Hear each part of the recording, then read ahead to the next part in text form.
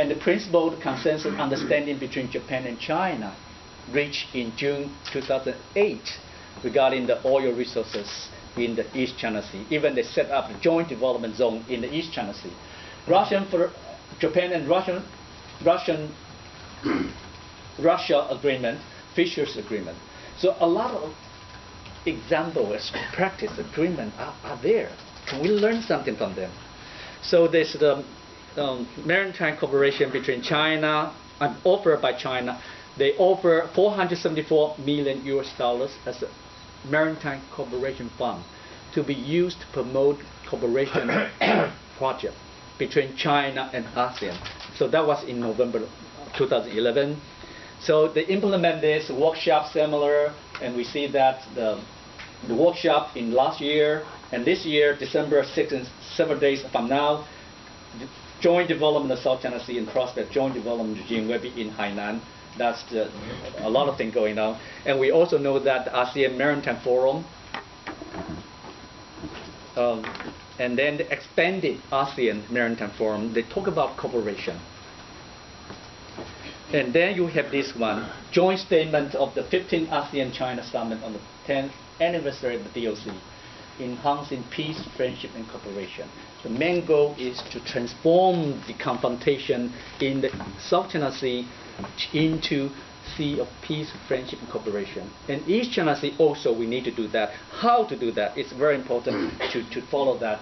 So this is, again, the President Obama and Wen Jiabao, they met, they're talking about the project, the DOC. So possible way for implementation of the XP. Maybe we can have an informal workshop on managing potential conflict in the East China Sea. The Canadian government provided 10 years funding to help organize the workshop between 1990 to 2000, and then stopped. But recently, the Canadian government decided to come back. They want to offer money to promote cooperation. Can the United States do the same thing?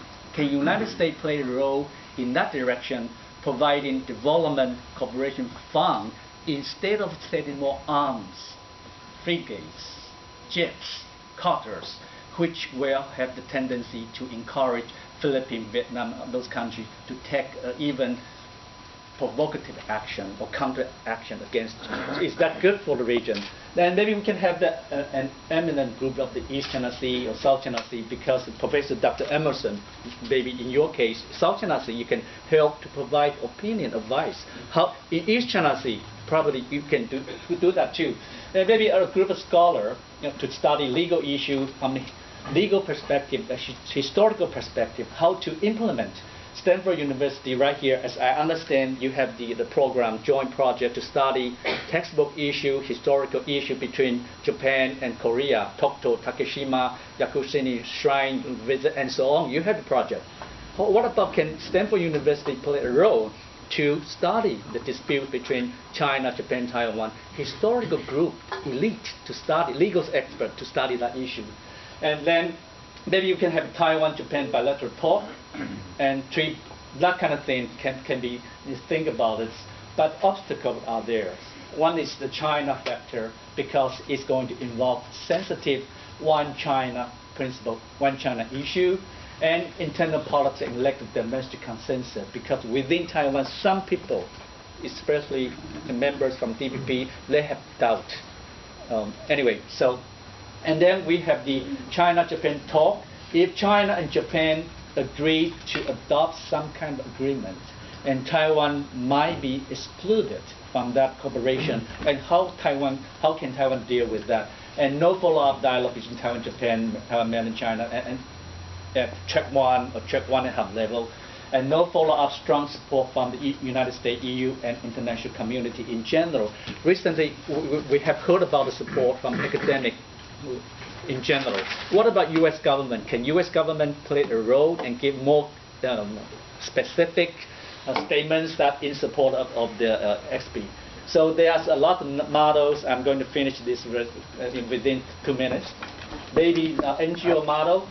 As I mentioned, that the Chinese offshore oil company, Taiwan's oil company, Japanese imperial oil company, they can have a cooperative mechanism to do the study. What about this one? Again, the fisheries. China's National Fisheries Association, Taiwan's National Fishermen Association, Japan's National Fishermen Association, can they have an NGO model to promote fisheries cooperation? And maybe semi-official model, Arab association across the Taiwan Strait, or SEF, a Strait Exchange Foundation, or Japan Exchange Foundation. They can think about a cooperative mechanism. And then fishing entity, all of you know that both Taiwan and mainland China are parties or members to a number of important tuna association organization, RFMO. Can they join together with Japan, even in the future South Korea, to have economies fishing entity based upon APEC model or WCPFC and all of them? So this is the last one. So I think Taiwan and Japan perhaps begin dialogue, negotiation. In fact, the negotiation ongoing, because we are going to talk about 17 fish talk. And tomorrow, if I'm correct, tomorrow they are going to meet in Tokyo to talk about the preliminary meeting for the 17th fishing talk between Taiwan and Japan. So in the future, we might set up joint fisheries management zone in the East China Sea. If that's the case, how can China respond to that? Taiwan and Japan, bilateral, what level? Is official level or non-governmental level? What kind of agreement? It comes to the question, sensitive sovereignty issue. But then maybe Taiwan and Japan set up a joint study group on legal and historical issues related to DIG dispute. So they can publish joint finding reports. And then Taiwan and Japan proposed to organize an informal workshop on managing potential conflict in the East China Sea. Perhaps your center, United States government can provide funding, just like the CEDA, Canadian government provide money to help promote that. And then we have a working group, resources, marine scientific research, environmental protection, legal matters, and then come to the code of conduct and confidence building measure. I think that's the end of my presentation. Thank you very much for your attention. Thank you. Professor Chen, do you want to make some remarks? Will you help? Yeah, to put the USB Yeah. here. Okay. The administrative rights is returned to Japan. That's This one. answer your question. Anything else before we move on? Yes. This one. I would like to have one. Can you make it in Well, very, very brief? Very brief, okay? According to your academic point of view, do you think one day if there's a settlement of that Taiwan will be invited on the table to have the talk with the Japan and China agree on the same table? Do you think so? Will there be triangular talks, in other words? There are different levels. Track 2 level, track 1.5 level, and track 1 level. So we should take the incremental approach, steps by steps. So track 2 level, yes, right now WCPFC, non-governmental organization or forum, we are able to talk about that. And it's not easy to reach to track 1.5 or track 1 because that's official level, which will involve sensitive sovereignty issues, one China principle, and Japan is concerned about that, very sensitive about that one China principle.